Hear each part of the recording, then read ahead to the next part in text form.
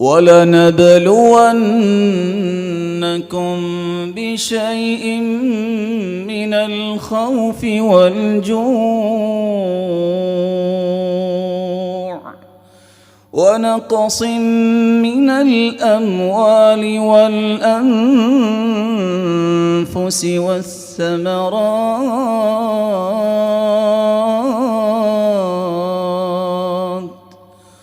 وَبَشِّرِ الصَّابِرِينَ الَّذِينَ إِذَا أَصَابَتْهُم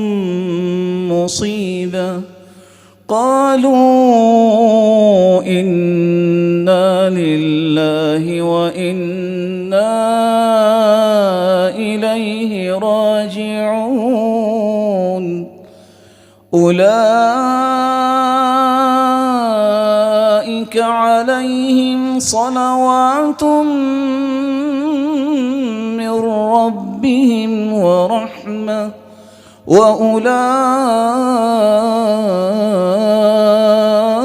وأولئك هم المهتدون وَلَنَبْلُوَنَّكُمْ بِشَيْءٍ مِّنَ الْخَوْفِ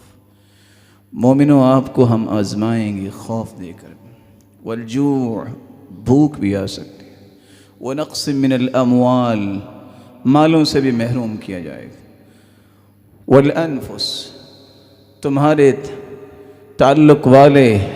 رشتوں میں سے دنیا سے روانہ ہو جائیں گے والثمرات پھلوں سے بھی محرومی کی جا سکتی ہے وَبَشِّرِ الصَّابِرِينَ ان سب محرومیوں پر صبر کرنے والا اور جب بھی کوئی مصیبت آئے یہ کہنے والا اِنَّا لِلَّهِ وَإِنَّا إِلَيْهِ راجعون ہم بھی اللہ ذوالجلال کے ہیں اور اللہ کی طرف ہی جانے والے ہیں اولئک علیہم صلوات من ربہم ورحمہ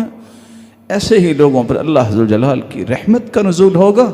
اور اللہ ذوالجلال کی برکتیں برستی ہیں اور ہدایت یافتہ یہی لوگ ہیں جو اللہ کے ساتھ جڑے رہتے ہیں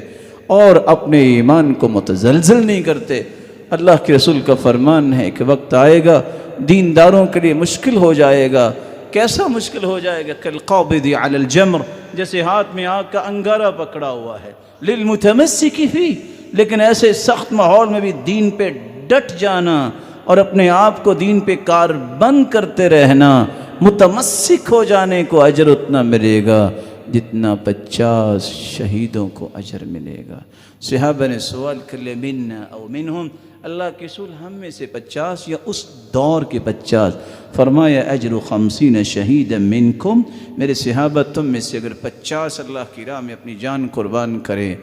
تو فتنوں کے دور میں دین پہ ڈٹ جانے والے کو ان 50 صحابہ کی شہادت کے برابر اجر ملے گا اللہ سے دعا ہے اللہ ذوالجلال ہم سب کو اپنی رحمتوں سے نوازے اور اپنے غضب سے محفوظ فرمائے اور اپنی رحمت سے جتنے یہ مبارک چہرے ہیں ان کو ان کی اولادوں کو ان کے والدین کو ان کی نسلوں کو جنت الفردوس میں جمع فرمائے اور اپنے دیدار کا مستحق بنائے وآخر دعوانا